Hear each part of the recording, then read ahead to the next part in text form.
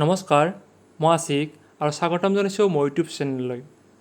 আজি আমি অসমীয়া ভাষাৰ জন্ম, ক্ৰমবিকাশ আৰু উপভাষা সম্পৰ্কে আলোচনা কৰিম।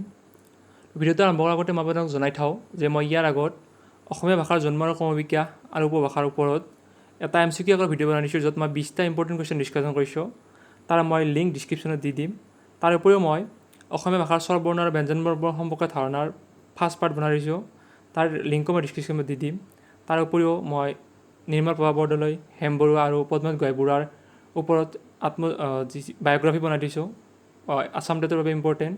তাৰ লিংকো মই ডিছক্ৰিপশ্যনত দি দিম। আপোনালোকে ডিছক্ৰিপশ্যনত যায় ভিডিঅ'বিলাক চাই ল'ব। তো আৰম্ভ কৰিছোঁ আজিৰ ভিডিঅ'টো। তো অসমীয়া ভাষাটো হৈছে আৰ্য গোষ্ঠীৰ ভাষা। কিছুমান কেতিয়াবা আপোনালোক ইণ্ডো আৰ্য গোষ্ঠীৰ ভাষা বুলি পাব। মনত ৰাখিব যে অসমীয়া ভাষাটো হৈছে আৰ্য গোষ্ঠীৰ ভাষা। প্ৰাচীন ভাৰতীয় আৰ্য ভাষা বৃহৎ ক্ৰম পৰিৱৰ্তনৰ মাজেদি আহি খ্ৰীষ্টীয় দশম একাদশ শতিকাত অসমীয়াৰ ৰূপ লয়। মানে প্ৰাচীন ভাৰতীয় আৰ্য ভাষাৰ পৰাই ক্ৰম পৰিৱৰ্তন হৈ আহি খ্ৰীষ্টীয় দশম একাদশ শতিকাত প্ৰাচীন ভাৰতীয় আৰ্য ভাষাই অসমীয়াৰ ৰূপ লৈছে। আৰু অসমলৈ প্ৰথম যিবিলাক মানুহ আহিছিল সেইবিলাক অষ্ট্ৰিক গোষ্ঠীৰ মানুহ আহিছিল। অৰ্থাৎ আৰ্যসকল হোৱাৰ আগতে অসমত অষ্ট্ৰিক গোষ্ঠীয়ে বসবাস কৰি আছিল। আৰ্যসকল হোৱাৰ আগতে অসমত অনাৰ্যসকলে বসবাস কৰিছিল। সেয়েহে অসমীয়া ভাষাত তিব্বত বৰ্মী আৰু অষ্ট্ৰিকসকলৰ ভাষাৰ প্ৰভাৱ পোৱা যায়। মই কৈছোঁ যে অসমত প্ৰথমে অষ্ট্ৰিক গোষ্ঠীৰ মানুহসকল বসবাস কৰি আছিল। আৰ্যসকলৰ আগতে তেওঁলোক আছিল। সেইকাৰণে আৰ্য ভাষাৰ বা অসমীয়া ভাষাত কি পোৱা যায় যে তিব্বত বৰ্মী আৰু অষ্ট্ৰিকসকলৰ ভাষাৰ প্ৰভাৱ পোৱা যায়। প্ৰাচীন কামৰূপৰ ৰজাসকলক দানৱ বা অসুৰ বুলি জনাজাত আৰু তেওঁলোকে আৰ্য ভাষাৰ প্ৰসাৰত গুৰুত্ব দিছিল। প্ৰাচীন কামৰূপৰ ৰজা আছিল মহিৰংগ দানৱ আছিল। তো মহিৰংগ দানৱেই পোনপ্ৰথমে কামৰূপত কি কৰিছিল যে ব্ৰাহ্মণসকলক প্ৰাধান্য দি তেওঁলোকক আৰ্য ভাষাৰ প্ৰসাৰত গুৰুত্ব দিছিল। কালিকা পুৰাণৰ মতে নৰকাসুৰে প্ৰথমতে কামৰূপত ব্ৰাহ্মণ আৰু উচ্চ বৰ্ণৰ লোকসকলক প্ৰতিষ্ঠা কৰি ব্ৰাহ্মণ্য ধৰ্মৰ প্ৰসাৰ ঘটায়। আৰু কালিকা পুৰাণৰ মতে কি যে নৰকাসুৰে প্ৰথমতে কামৰূপত ব্ৰাহ্মণ আৰু উচ্চ বংশৰ লোকসকলক প্ৰতিষ্ঠা কৰিছিল আৰু ব্ৰাহ্মণ্য ধৰ্মৰ প্ৰসাৰ ঘটাইছিল। ভাৰতীয় আৰ্য ভাষাগোষ্ঠীক তিনিটা স্তৰত ভাগ কৰা হয়। এটা হৈছে প্ৰাচীন ভাৰতীয় আৰ্য ভাষা, এটা হৈছে মধ্য ভাৰতীয় আৰ্য ভাষা আৰু এটা হৈছে নৱ ভাৰতীয় আৰ্য ভাষা। যোনটো প্ৰাচীন ভাৰতীয় আৰ্য ভাষা আছে তাত দুটা ভাষা আহে, এটা হৈছে বৈদিক আৰু এটা হৈছে সংস্কৃত। মধ্য ভাৰতীয় আৰ্য ভাষাত আহে পালি প্ৰাকৃত আৰু উপভংশ, আৰু নৱ ভাৰতীয় আৰ্য ভাষাত আহে আধুনিক কথিত আৰ্যগোষ্ঠীৰ ভাষা। এই যি বৈদিক ভাষা আৰু সংস্কৃত ভাষা আছে, যি প্ৰাচীন ভাৰতীয় আৰ্য ভাষা আছিল, সেইটো ভাষা হৈছে যে প্ৰথম স্তৰৰ ভাষা। আৰু পালি প্ৰাকৃত উপভংশ হৈছিল মধ্য ভাৰতীয় আৰ্য ভাষা। আৰু প্ৰাকৃত ভাষাৰ আৰু তিনিটা স্তৰ আছিল। এই মধ্য ভাৰতীয় আৰ্য ভাষাত যি পালি প্ৰাকৃত আৰু উপভংশ আছিল, তাৰে প্ৰাকৃতৰ কি আছিল আৰু তিনিটা স্তৰ আছিল। এটা আছিল আদি প্ৰাকৃত, এটা আছিল মধ্য প্ৰাকৃত, এটা আছিল অন্ত প্ৰাকৃত।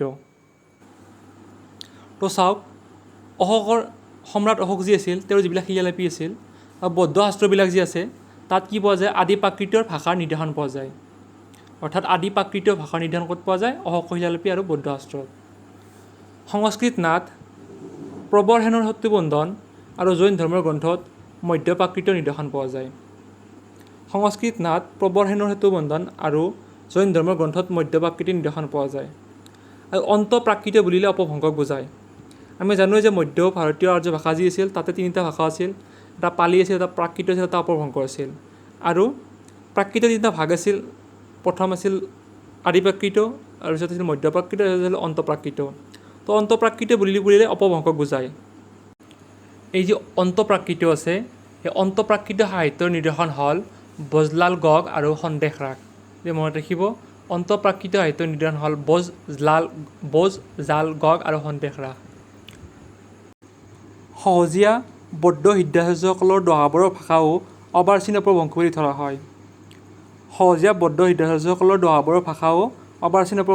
হয়। এইটো মনত ৰাখিব। বিদ্যাপতিৰ কীৰ্তিলতা আৰু কীৰ্তি পতাকাত অপভ্ৰংশৰ নমুনা পোৱা যায়। এইবিলাক এনেকৈ মনত ৰাখিব। তাৰপিছত আহিছে প্ৰাকৃত ভাষাৰ 4টা আঞ্চলিক ৰূপ দেখা যায়। তো আমি প্ৰাকৃত ভাষাৰ 3টা ভাগ দেখিছিলোঁ, এটা হৈছে আদি প্ৰাকৃত, এটা মধ্য প্ৰাকৃত, অন্তঃপ্ৰাকৃত। এতিয়া প্ৰাকৃত ভাষাৰ 4টা আঞ্চলিক ৰূপো দেখা যায়। সেইবোৰ হৈছে পূৰ্বাঞ্চলৰ মাগধী, মধ্যদেশৰ সৌৰসেনী, দক্ষিণ পশ্চিমাঞ্চলৰ মহাৰাষ্ট্ৰী, উত্তৰ পশ্চিমাঞ্চলৰ পহ্যাচী। এইবিলাক যেনেকৈ কৈছে তেনেকৈ মনত ৰাখিব। মাগধী প্ৰাকৃতৰ শেষ স্তৰ হৈছে মাগধী অপভ্ৰংশ বা প্ৰাচ্য অপভ্ৰংশ। আৰু মাগধী প্ৰাকৃতৰ পৰা উদ্ভৱ হৈছে প্ৰাচ্য অপভ্ৰংশ বা মাগধী অপভ্ৰংশ। ভাষাতত্ত্ববিদ ডক্টৰ সুনীতি কুমাৰ চট্টোপাধ্যায়ে মাগধী প্ৰাকৃতৰ পৰা উদ্ভৱ হোৱা মাগধী অপভ্ৰংশ বা প্ৰাচ্য অপভ্ৰংশৰ 4টা শাখাৰ কথা উল্লেখ কৰিছে। এটা হৈছে ৰাঢ়, পশ্চিমবংগৰ উপভাষাৰ সৃষ্টি; বৰেন্দ্ৰ, উত্তৰ মধ্যবংগৰ উপভাষাৰ সৃষ্টি; বংগ, পূৰ্ববংগ উপভাষাৰ সৃষ্টি; আৰু কামৰূপী। এই কামৰূপী প্ৰাচ্য অপভ্ৰংশৰ পৰা অসমীয়া ভাষাৰ জন্ম হয়। তো চাওক, ভাষাতত্ত্ববিদ ডক্টৰ সুনীতি কুমাৰ চট্টোপাধ্যায়ে পূৰ্বাঞ্চলৰ যি মাগধী প্ৰাকৃত আছিল তাৰ পৰা উদ্ভৱ হোৱা মাগধী অপভ্ৰংশ বা প্ৰাচ্য অপভ্ৰংশৰ 4টা শাখাৰ কথা উল্লেখ কৰিছে। এটা ৰাঢ়, বৰেন্দ্ৰ, বংগ, কামৰূপী। আৰু কামৰূপী অপভ্ৰংশৰ পৰাই অৰ্থাৎ কামৰূপীৰ পৰাই এই কামৰূপী প্ৰাচ্য অপভ্ৰংশৰ পৰাই অসমীয়া ভাষাৰ জন্ম হোৱা বুলি ধৰি লোৱা হয়। তো ভিডিঅ'টো আজিৰ কাৰণে এইখিনি আছিল। ইয়াৰ পিছত আমি নেক্সটখিনি আলোচনা কৰিম। ভিডিঅ'টো যদি ভাল লাগে ভিডিঅ'টো লাইক কৰি দিব। চেনেলটো যদি প্ৰথমবাৰ পাইছিল ছাবস্ক্ৰাইব কৰি দিব। ধন্যবাদ।